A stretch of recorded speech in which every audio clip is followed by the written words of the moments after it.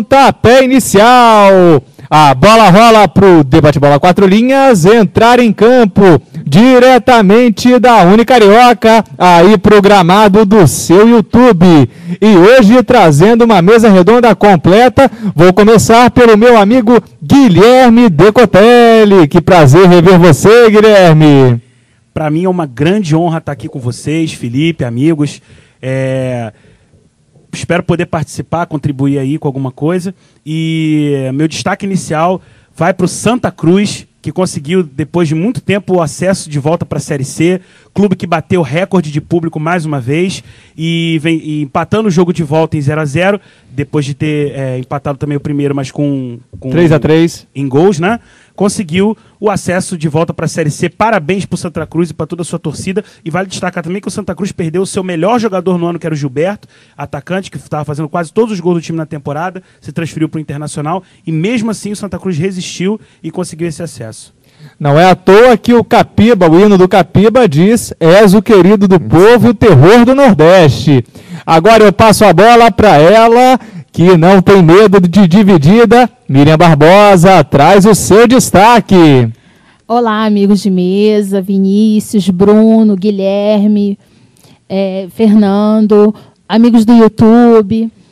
O meu destaque inicial vai ser assim, um pouco diferente. Realmente, eu vinha falando, até enfatizando a má fase do Fred no Fluminense, e agora meu destaque inicial vai para ele como um elogio, porque realmente as últimas partidas ele tem feito gol, ele tem entrado com raça, ele tem mostrado amor à camisa, entendeu? Fez gols belíssimos, né, pelo Fluminense. Então meu destaque inicial vai para o Fred, e que ele continue nessa bela campanha, que ele não pare, mas que ele continue assim nos jogos. Peraí, Miriam, você deu destaque para o Fred? O quê? Você deu destaque positivo para o Fred? Foi positivo. A gente também tem que reconhecer, né? Ele estava vindo vacilando bastante, entendeu? Não mostrava resultados. Eu sempre falo que futebol é resultados. E agora ele vem mostrando com jogadas, com lances bonitos. E com 5 gols em 2 jogos, né? Isso. Então, assim, eu preciso reconhecer que ele vem fazendo bonito em campo. Mas como diria aquela música, aleluia, aleluia, é verdade. Aleluia. Realmente um momento histórico, uma coisa que jamais era imaginada na história deste programa, de 2 anos deste programa. Miriam elogiando Fred positivamente. Agora eu passo a bola para Bruno Ávila, nosso ponta de lança. Seu destaque, Bruno. Olá, amigos do YouTube. Olá, Vinícius. Olá, Miriam Barbosa, Fernando, Guilherme. Meu destaque fica por conta do clássico romano, né, entre Lazio e Roma. Vitória da Lazio com gol de Hernanes e gol de Klose, dando a vitória para o time da Lazio. E dar os parabéns, a Lazio vem indo bem no Calcio, e desejar para a Lazio um campeonato muito melhor do que o do ano passado. E destaque negativo para a rodada do campeonato italiano, né? Porque na rodada do domingo, de 7 jogos, em 5 o placar ficou em branco, né? Foi. 5 jogos 0-0. Enquanto o Brasileirão teve muito gol, o campeonato italiano está em falta, está em seca. Eu tô achando que vai sair jogador brasileiro para ir para lá, hein? É verdade. E agora, manda a jogada para o centroavante Fernando Diniz. Manda aí, Diniz. Bom, minha gente, meus amigos do YouTube, amigos de mesa, bom, meu destaque inicial vai aí para o desempenho dos atletas brasileiros no PAN, né? É o melhor desempenho em 2 dias nos últimos, né, Jogos Pan-Americanos. Afinal de contas, nós, a princípio, conquistamos 13 medalhas, né? A gente pode ter conquistado mais, a gente não sabe. Né? Do jeito que está o PAN, nesse minuto aí, já deve ter conquistado mais 2, mais 3, mais 4. Exatamente. Principalmente, vamos aí fazer uma referência aos atletas da natação e da ginástica rítmica, que estão dando um show nas águas e no tablado, né, do PAN, né? Exatamente, de Guadalajara para o mundo. Eu sou Vinícius Faustini e peço a palavra para falar da demissão de Adilson Batista. Realmente é uma pena ver que o Adilson ele não se firma por conta desse seu estilo professor Pardal. Agora, eu já mando aqui uma polêmica direto para a mesa. Opa! Vocês acham que a 8 rodadas do fim do Campeonato Brasileiro, demitir um treinador vai fazer diferença, com todo respeito, naturalmente, ao Milton Cruz? É o suicídio. Olha, o Vinícius, sinceramente, eu concordo com a Miriam. É meio complicado, né? Você demitir um treinador a 8 rodadas do final do campeonato. Haja vista, por exemplo, o Internacional em 2009, né? Exatamente. Ele demitiu o treinador dele faltando pouco tempo, né? Para o final do campeonato. E o Internacional acabou não sendo campeão, né? Ele contratou o Mário Sérgio, né? O Mário Sérgio sabia que não iria ficar para o ano seguinte, né? Exatamente. Tanto é que ele falou isso, né? Declarou isso para a imprensa. E o Inter acabou não conseguindo ser campeão, né? É muito complicado isso. Eu não gosto, mas você veja que o desempenho do Adilson no São Paulo não foi bom, né? Ele recebeu o São Paulo em segundo lugar e entrega o São Paulo em sexto. Pela primeira vez, o São Paulo está fora da zona de Libertadores no campeonato. Exatamente. E com 45% de aproveitamento, né? Isso. Então, você veja que o desempenho do Adilson no São Paulo não é nada bom. E além disso, o São Paulo como mandante não vem nada bem, né? O São Paulo como mandante, ele tem apenas 6 vitórias em 15 jogos, né? 6 vitórias, 5 empates e 4 derrotas. Então, são números bastante questionáveis. Mas eu daria um pouco mais de tempo para o Adilson. Guilherme, por que você acha que o São Paulo foi tão mal, principalmente jogando em casa? Bom, não foi por falta de apoio da torcida. Apesar do São Paulo não ter recordes de público grandes, né, no Morumbi. E isso ele não tinha nem na época que ele foi tricampeão. Exatamente. Isso mesmo.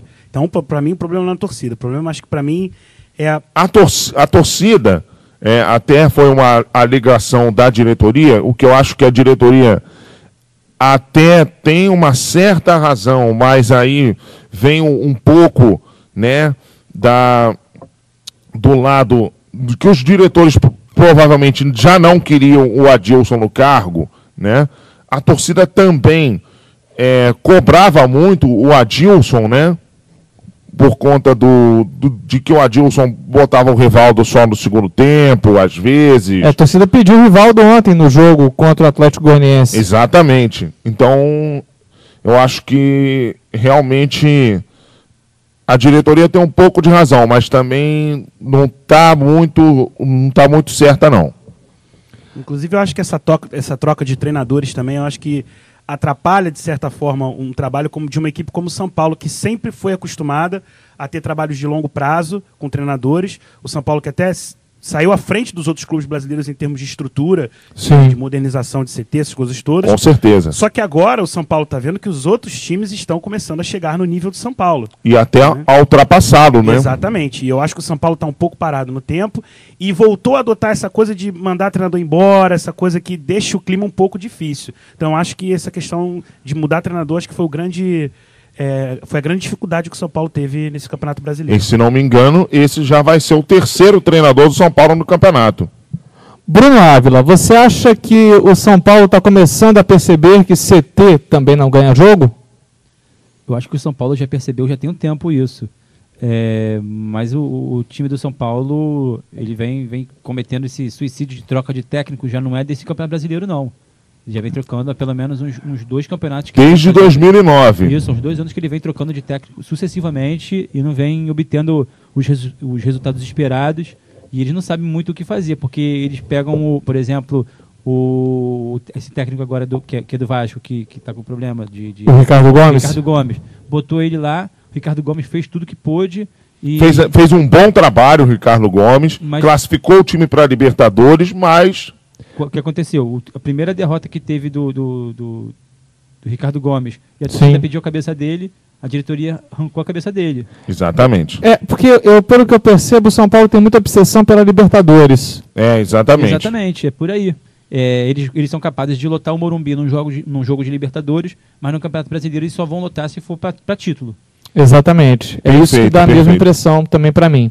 Agora vamos aos resultados do Campeonato Brasileiro da Série A.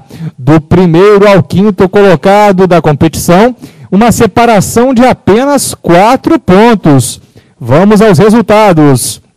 Dia 15 de outubro, dia do professor, o Ceará foi derrotado pelo Flamengo no Presidente Vargas, 1-0. E olha, ficou até barato pro Flamengo, pro Ceará, minto.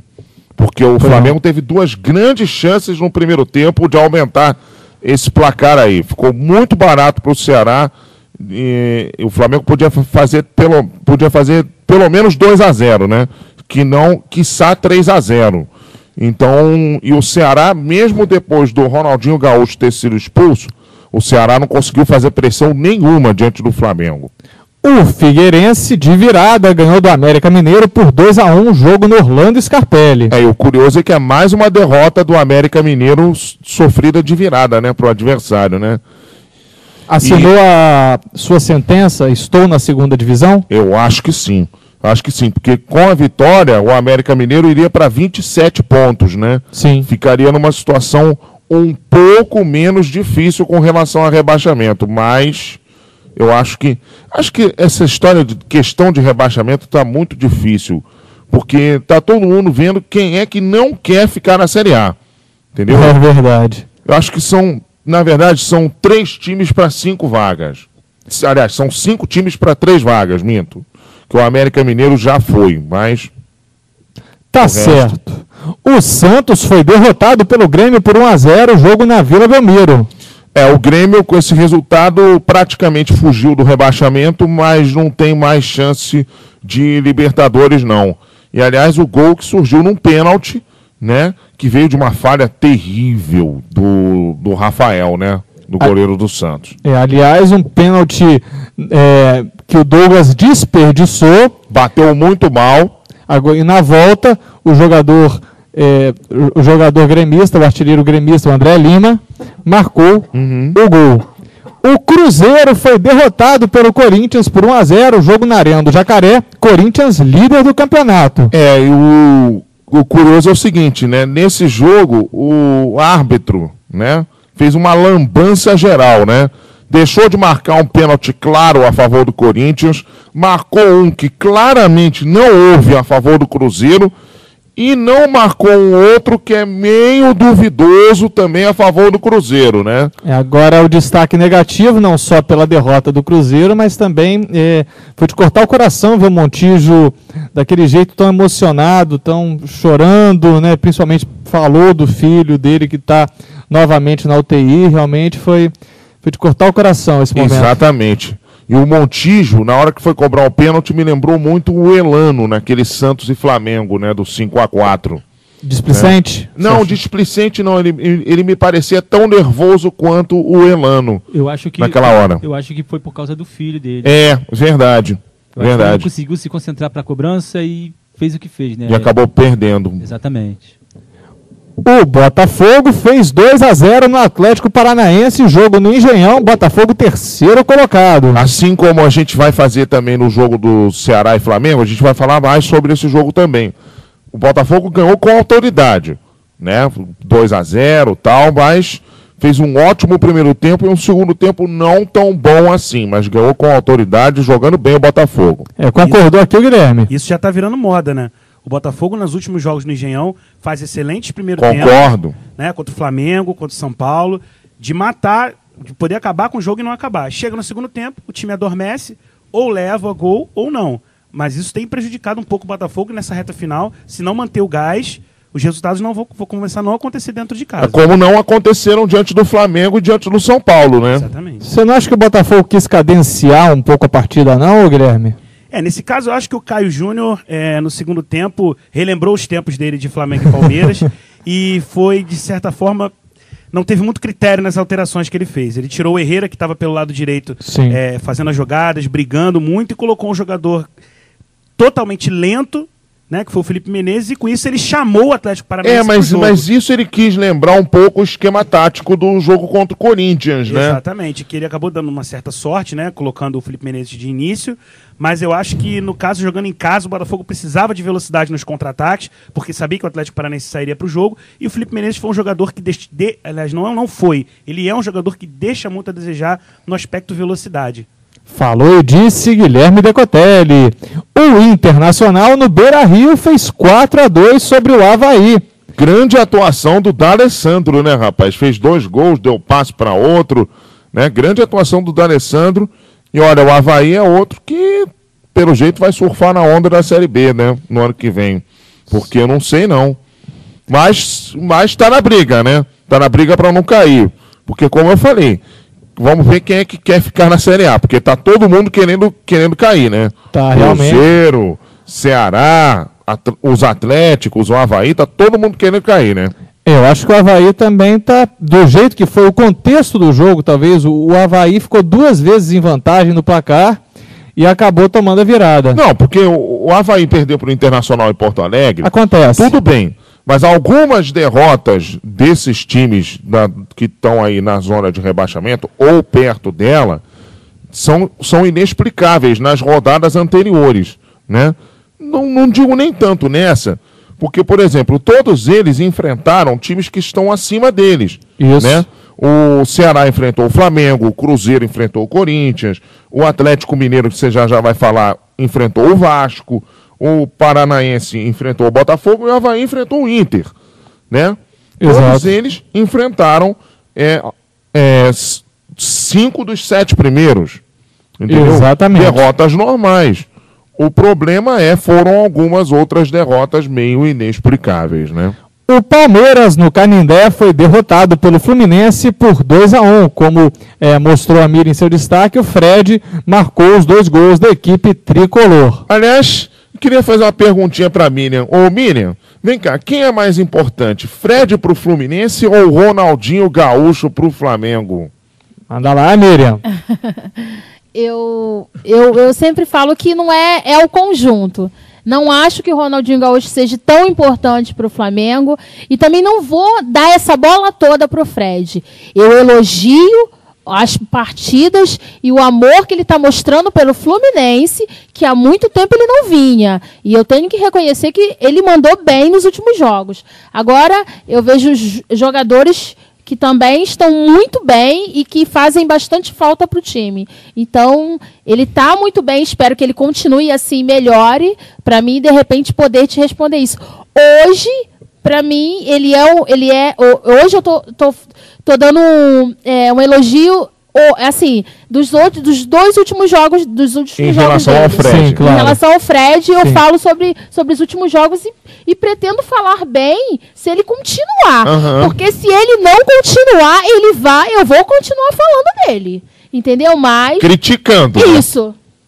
Realmente a questão do Fred da Miriam com o Fred já é de longa data. Bruno Ávila? Eu queria destacar, mudando aqui o assunto, Pois não? destacar a partida que o Martinútil fez. Muito boa também, né? Muito Ele boa. entrou em campo, mostrou o poder de decisão dele, né? E fez o cruzamento pro segundo gol. Exatamente. Agora, por que o Martinútil não é titular? Coisas de Abel Braga. Pergunte ao Abelão. E pergunte ao Fernando Quaresma também, que não tá aqui entre nós, né? Infelizmente. O Atlético... Aliás, boa também partida do Carlinhos, né? Com certeza, ele vem melhorando o futebol dele, né? Já algumas partidas que ele vem mostrando o futebol que ele jogava no Santo André, coisa que ele não fazia há muito tempo dentro do Fluminense. E o futebol que ele jogou em 2010 também. Exatamente. O Atlético Goianiense fez 3-0 no São Paulo, jogo no Serra Dourada. E o Dragão mandou Adilson Batista para fora do time do Morumbi. Aliás, mais uma vez, né? O Dragão expulsando o Adilson Batista de algum clube, né? Que o Dragão expulsou o Adilson Batista do Corinthians no ano passado, né? Isso. Agora expulsou o Adilson Batista do Morumbi. E, aliás, como diria o Quaresma de novo, né? O Dragão passou o carro para cima do São Paulo, né? O Vasco em São Januário fez 2-0 no Atlético Mineiro, jogo em São Januário. E rapidinho, né? Em 15 minutos, né? Fez 2-0 com um golaço do Elton e outro gol do Fagner, né? Com um passe bonito do Elton também.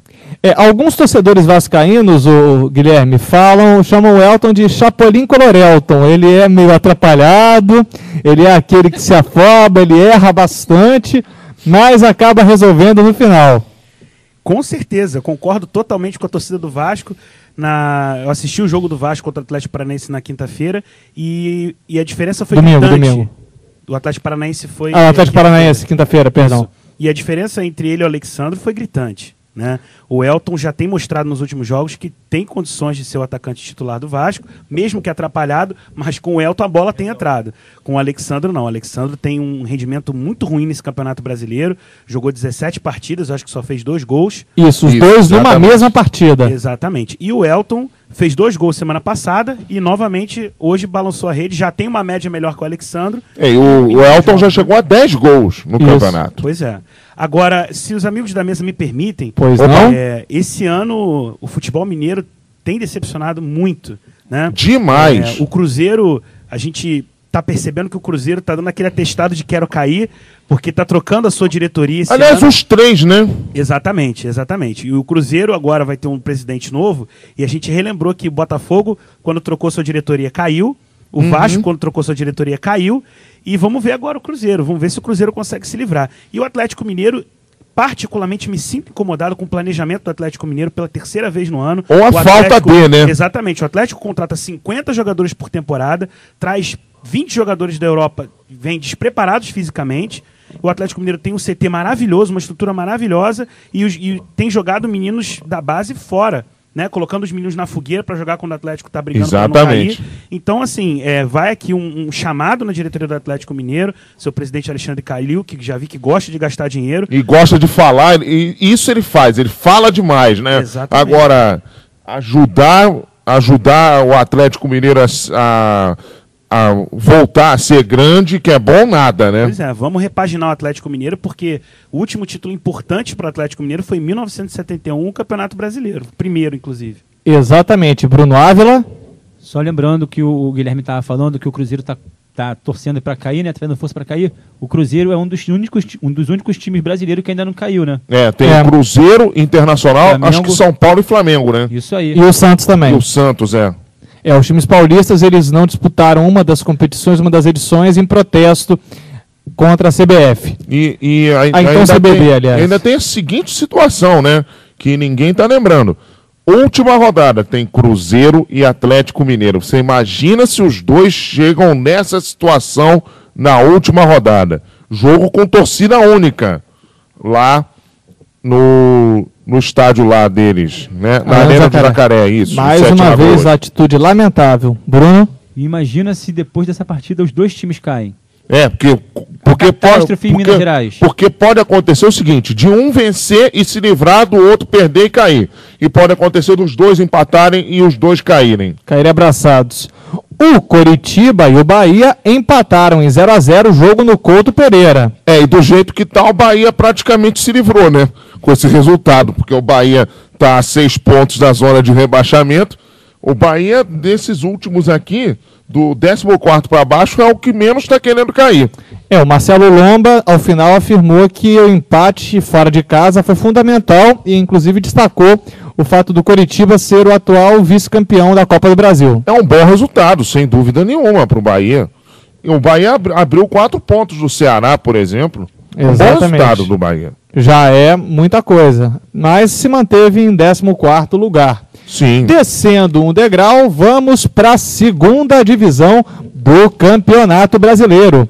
A rodada, que tinha começado na terça-feira com o empate da Portuguesa com o Boa Esporte Clube no Canindé por 1-1 e com o 0-0 entre Americana e Náutico no Décio Vita, prosseguiu na sexta-feira com o empate entre o Sport e o Bragantino por 1-1, jogo na Ilha do Retiro. O Sport agora ficou numa situação muito complicada, né? Porque o Sport ficou a 5 pontos do Náutico e o Bragantino ficou a 6, né?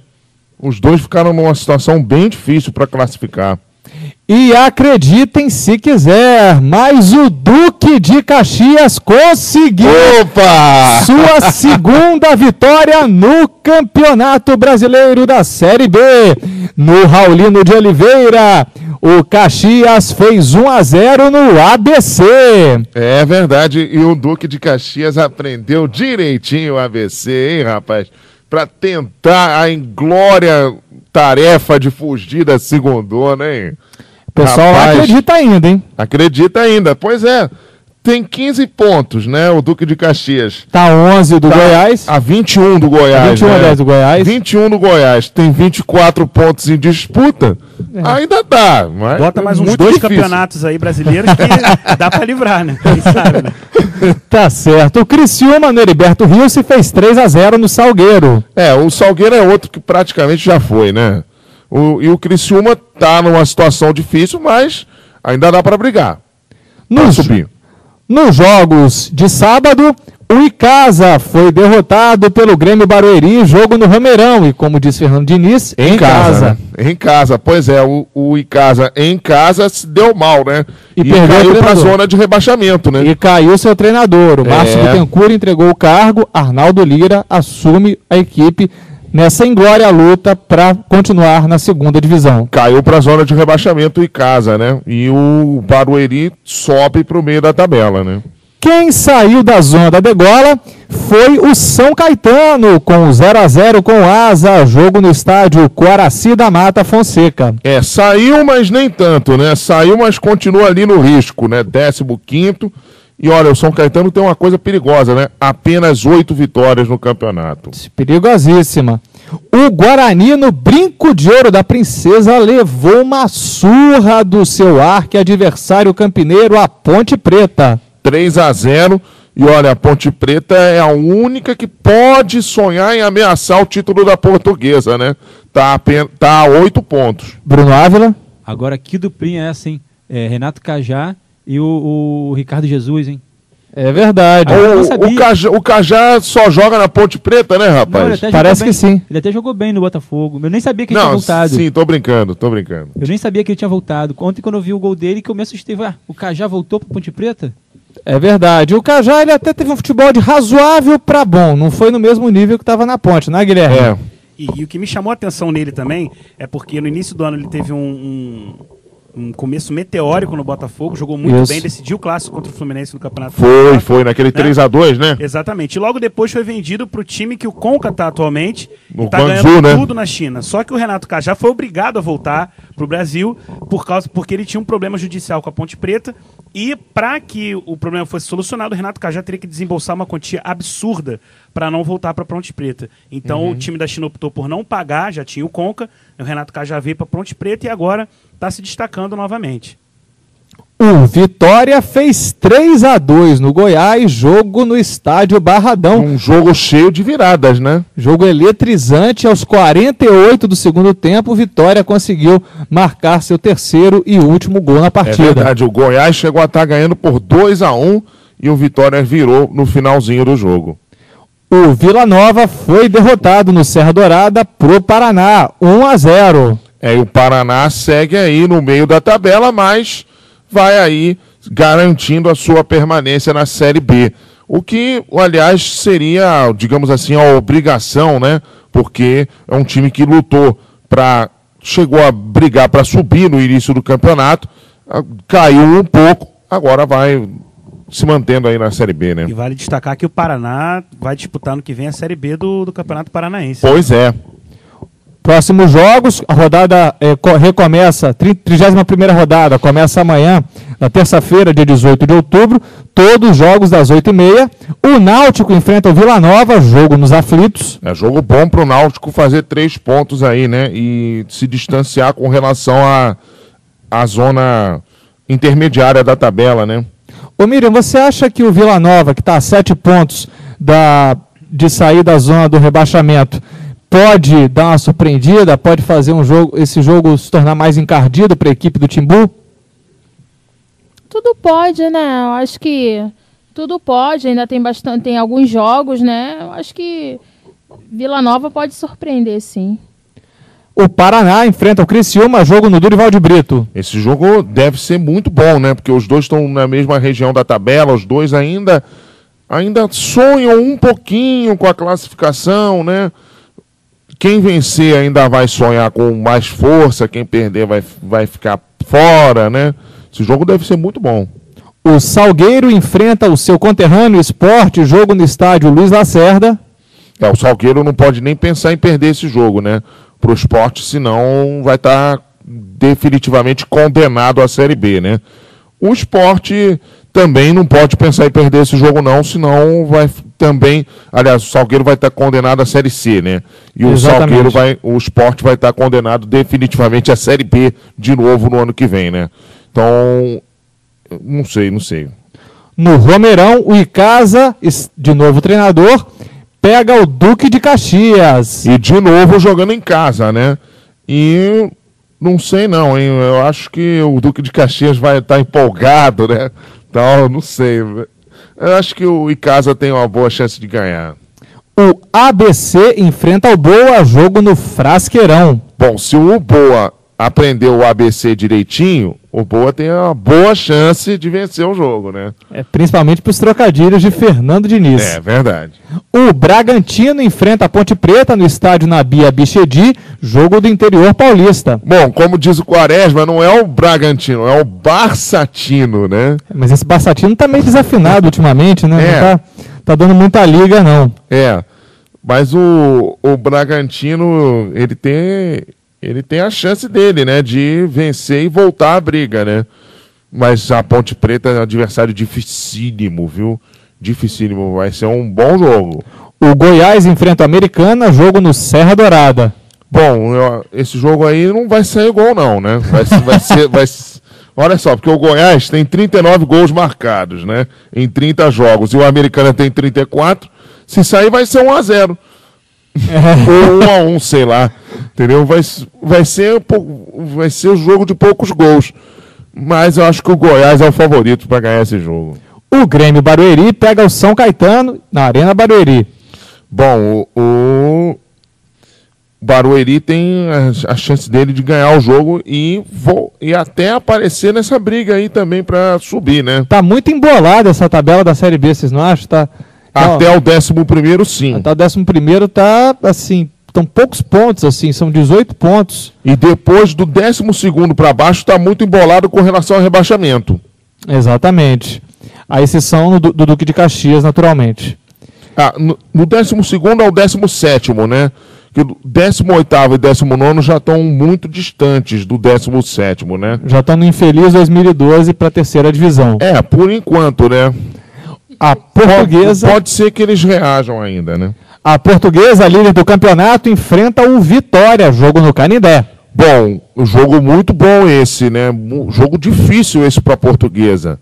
Mas eu acho que aí sim a Portuguesa vence e se garante na Série A. Guilherme, você acha que o fato da Portuguesa ter tropeçado em casa no jogo contra o Boa pode comprometer um pouco, deixar a torcida mais ansiosa? Eu acho que não. Eu acho que a Portuguesa está fazendo um campeonato excelente, tropeços acontecem, ainda mais num campeonato tão equilibrado quanto o da Série B. É claro que a gente nivela por baixo, né? Mas sim, é um campeonato que está sendo muito equilibrado, mas a Portuguesa está um pouco acima desses times. Eu acho que o moral ainda está lá em cima, está elevado, a Portuguesa lidera o campeonato e conta com jogadores como o Edno, o Marcelo Cordeiro, enfim, jogadores que ano que vem jogaram a Série A, jogaram em alto nível. No anterior, exatamente. Né? E com esse time que a Portuguesa tem, eu acho que a confiança não vai se abalar, não. Tá certo. Descendo mais um degrau, vamos para a terceira divisão. Na quarta rodada, dia 15 de outubro, pelo Grupo F, o Ipatinga fez 3-2 na Chapecoense, jogo no Ipatingão. E o Ipatinga, pelo visto aqui, já está classificado, né? Exato. Pois é. Já está classificado o quê? Já subiu? Já está de volta à segunda divisão no ano que vem. Pois é um bom caminho, né? Um bom caminho para o Ipatinga, né? Que seria interessante para o Ipatinga voltar aí, né, para a Série B e até para a Série A também, né? Porque o Ipatinga, apesar de não levar muitos torcedores, tem um projeto interessante, né? Exatamente. O Joinville, pelo que dá para a gente analisar aqui, tem a chance de se classificar se conseguir um bom resultado diante do Brasiliense, jogo no Cerejão. O Joinville acabou, né, na última... sim, o jogo é hoje, né? O jogo é hoje, está acontecendo aqui no momento que a gente está gravando esse programa. Exatamente. Com certeza, o Joinville tem uma grande chance de conseguir, se empatar o jogo, por exemplo, ele está praticamente classificado, né? Eu acho que o Jack, né, consegue a classificação, sim. Exatamente. Na segunda fase do Brasileirão, o Grupo E teve que mudar tudo de novo, porque o Luverdense entrou no lugar do Rio Branco do Acre. Luverdense de Lucas do Rio Verde, lá do Mato Grosso, né? Isso mesmo. Agora mudou realmente a postura aqui da terceira divisão, está uma confusão tremenda. Pela quarta rodada, aconteceu ontem o jogo entre Paysandu e CRB, com vitória do time alagoano fora de casa, 1-0, jogo no Mangueirão. E o CRB subiu a ponta por conta disso, né? O CRB está com 7 pontos e o Paysandu em segundo com 3. Foram tirados os pontos do Paysandu do jogo contra o Rio Branco, né? Exatamente. Na Série D já temos classificados o Oeste, que se classificou eliminando o Mirassol. Nos pênaltis, né? Exatamente. O Santinha, o Santa Cruz, como falou em seu destaque o nosso amigo Guilherme Decotelli. Parabéns ao Santa, né? Parabéns efusivo ao Santa Cruz, né? Aliás, 60 mil pessoas, né? Lá no Mundão do Arruda. Inveja boa, né? Das torcidas lá do Flamengo, do Botafogo, né? Deve estar dando uma inveja. Sem dúvida. E que a cobra coral dê mais botes por aí. Diga aí, Guilherme. Não, eu sou muito saudoso, né? Me considero um saudoso do futebol e eu gostaria muito de ver novamente na Série A o Santa Cruz um dia, o próprio Paysandu, o Remo, que são times que lotam o estádio. Eu falo isso toda semana. É um estádio excelente, é um calor maravilhoso e são jogos dificílimos de ganhar. Então seria muito bom. Eu queria ver também o América de Natal na primeira divisão também, que é um jogo duríssimo. Entendeu? Eu queria ver o Joinville também, lá na primeira divisão, que o Joinville também deve ser duro jogar lá dentro. Entendeu? Eu já acho legal o Náutico voltar à primeira divisão, também, que é jogo pegado, jogo duro, lá no estádio lá dele, né? Nos aflitos. Muito legal mesmo. Exatamente. Parece que quem deve estar muito feliz é o Pedro Marques, né? É verdade, nosso amigo Pedro, que já fez parte aqui do Quatro Linhas, hoje está trabalhando no Lance, ele sempre se dizia um torcedor fanático pelo Santinha. Aliás, um abraço para ele, Pedro Marques. E o Cuiabá também já está classificado, venceu o Independente por 3-2, já tinha vencido a primeira partida por 2-0. Agora, só falta das quartas de final, o adversário do Tupi. Porque realmente teve uma confusão tremenda, o STJD cancelou esse segundo jogo, porque houve uma suspeita de combinação de resultados entre Tocantinópolis e Tumbiara, houve cai-cai nesse jogo, e aí o jogo... Que não é cai-cai balão, né? Cai-cai balão, cai-cai aqui na minha mão, né? Nem um pouco, é cai-cai de jogador mesmo, jogador caindo de propósito. O Anapolino e Tocantinópolis foi reprogramado para o dia 5 de outubro, mas houve um efeito suspensivo, o jogo foi cancelado novamente, mas o pleno do STJD definiu a remarcação do jogo. O jogo vai acontecer amanhã, terça-feira. E essa definição acontece, do outro classificado, acontece no dia 30 de outubro. Exatamente, jogos no dia 26 e no dia 30 de outubro. Vai entender essa confusão toda que deu também na Série D. O Debate Bola 4 Linhas vai ficando por aqui nesse pontapé inicial, mas ainda tem tempo para o recado final de Fernando Diniz. Bom, o meu recado final vai aí para o mundo do automobilismo, né? Que ontem teve uma notícia muito triste na Fórmula Indy, né? Com a morte do excelente piloto inglês chamado Dan Weldon, né? Que foi 2 vezes campeão das 500 milhas de Indianápolis, que, se não me engano, também foi campeão mundial de Fórmula Indy, né? Mas que era muito bom piloto também, um acidente envolvendo 15 carros, um acidente impressionante, né? E uma notícia muito feliz, né? Que hoje completam-se 30 anos do primeiro título mundial de Nelson Piquet, na Fórmula 1, né? Num circuito montado num estacionamento de um hotel, meu amigo, em Las Vegas. É verdade, a boa lembrança de Piquet. Recado final de Guilherme Decotelli. Meu recado final, mais uma vez, vai para o futebol mineiro. Vamos reformular aí esse planejamento. O Cruzeiro também desmontou o seu time brilhante que tinha no começo do ano. E mais uma vez trouxe peças que não corresponderam, jogadores fora de ritmo de jogo. E tá aí, o Cruzeiro agora brigando para não cair. Atlético Mineiro precisa também rever seu planejamento. E o América, enfim, né? A gente fica triste, mas enfim, não montou um time adequado para disputar a Série A e já está praticamente aí na Série B. E, infelizmente, talvez no ano de 2012 tenhamos um campeonato mineiro na Série B, né? Com os 4 principais times de Minas jogando a Série B. Com os 3 e o Boa, né? O Boa fazendo companhia para eles por enquanto. Mas será que o Boa vai ser o representante de Minas na Série A? Pode ser, né? Pode ser, né? Ainda tem o Ipatinga que vai subir para B também, né? Exatamente. Recado final de Miriam Barbosa. Meu recado final vai uns parabéns para o Fortaleza, que completou 93 anos. Foi fundado dia 18 de outubro de Completa amanhã. Isso, 1918. Meus parabéns para o Fortaleza. Dá-lhe Fortaleza, o tricolor do Ceará. É verdade. Recado final de Bruno Ávila. Meu recado final fica para a participação dos cariocas no Campeonato Brasileiro. Dos 5 primeiros colocados, os 4 estão lá dentro. Os 4 estão classificados para a Libertadores. Se o Brasileiro acabasse hoje, teremos 4 times na Libertadores. Já estão dizendo que o Campeonato Brasileiro virou um cariocão com o Corinthians de convidado, né? Exatamente. E mais uma lembrança. Manda, Bruno. O Fluminense, nessa segunda fase do Brasileiro, de 33 pontos, conseguiu 25. Ou seja, espetacular a campanha do Fluminense. 72% de aproveitamento. Muito bom aproveitamento do Fluminense na segunda fase. Como disse a manchete aqui do caderno da Folha de São Paulo, é um torneio Rio-Corinthians. Exatamente. O Abelão, que vem sendo criticado por muita gente, botou o Fluminense lá em cima. O Fluminense está brigando lá pelo título. Muita gente critica o Abelão, fala que ele tem as táticas Jedi dele, mas ele tá sendo competente. É verdade. No meu recado final, vai um puxão de orelha para um treinador da Série B, o Paulo César Guzmão. Agora o Sport Recife, ele está precisando, assim, de acordo com a matemática, fazer 19 dos próximos 24 pontos a disputar. Só pode perder 5 pontos, e ele diz que o Sport está vivo. Olha só, o PC, então se você parar com essa mania de empate o tempo todo, de só querer empatar o tempo todo, eu acho que é um bom começo. O Sport é o 6º time que mais empatou na Série B. Fica aí o deixado recado para você, Paulo César Guzmão.